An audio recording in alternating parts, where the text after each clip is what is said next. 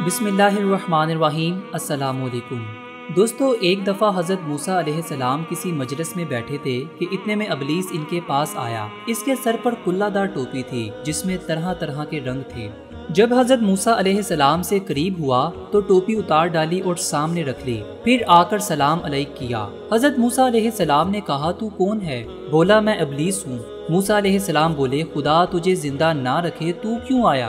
कहने लगा, मैं आपको सलाम करने आया था क्योंकि आपका मर्तबा और आपकी मंजिलत अल्लाह ताला के नज़दीक बहुत ज़्यादा है।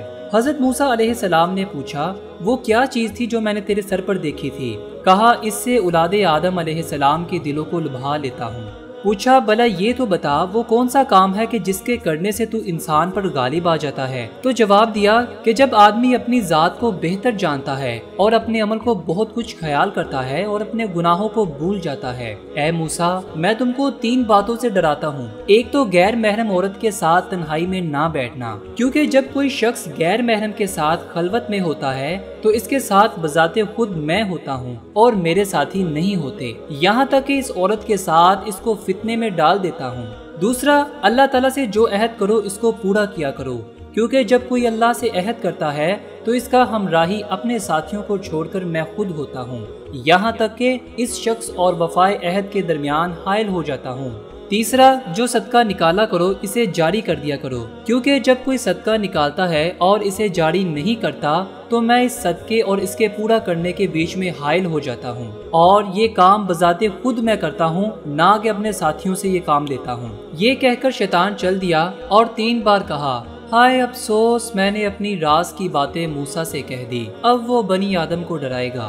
दोस्तों, एक बात याद रखिएगा कि शैतान ने अपनी जात को बेहतर समझा। इसी बात से शैतान खुद हलाक हुआ, क्योंकि उसने हजरत आदम अलैहिस्सलाम से अपने आप को बेहतर समझा था। देखिए, दीन और मजहब हमें ये सिखाता है कि इंसान चाहे जितने मर्जी आला दर्जे पर फायज हो जाए, इसके बावजूद भी वो कम दर्जे के लोगों के साथ घुल मिलकर रहता है, ना खुद को उनसे दूर करता है, ना दूसरों को अपने से दूर होने देता है। लेकिन इसके बरक्स दुनिया हमें फख्र और अना सिखाती है। यही वजह है कि अहले दुनिया अहले दीन को हकारत की नजर से देखती है, और इनकी इन्हीं हरकत की वजह से शैतान खुश होता है कि वो इस जैसा ही काम कर रहे हैं। और कभी भी अपने अमल को ज्यादा नहीं समझना चाहिए। उम्र भर एक एक लम्हा भी खुदा की याद में गुजर जाए तो वो भी कुछ नहीं, और खुदा के बेपनाह इनामात के मुकाबले में अगर कोई दिक्कत भी मिल जाए तो वो भी कुछ नहीं। हर हाल में नेक अमल करना चाहिए और अपने अमल को कभी भी ज्यादा नहीं समझना चाहिए, और अमल करके अपने से ऊपर के लोगों को देखो, ताकि अमल करके गुरूर और तकब्बुर ना पैदा हो। मसलन अगर 5 वक्त की नमाज पढ़ी है तो बुजुर्गाने दीन की तरफ देखो, जिन्होंने 5 नमाजों के अलावा तहज्जुद की नमाजें और दीगर नवाफिल भी पढ़े। इसी तरह अपने अमल का बहुत कुछ होना नजर में ना रखें। इसी तरह किसी गैर महरम औरत के साथ तन्हाई में बैठना बहुत खतरनाक काम है। ऐसी तन्हाई में शैतान खुद पहुंचता है और अपना रंग दिखाता है। आजकल की नई तहजीब ने शैतान का ये काम बड़ा आसान कर दिया है। इसी तरह अल्लाह ताला से हमारा हर अहद पूरा होना चाहिए और शैतान के बस में आकर अपने अहद को कभी नहीं तोड़ना चाहिए। वो वादा ही क्या जो वफा हो गया।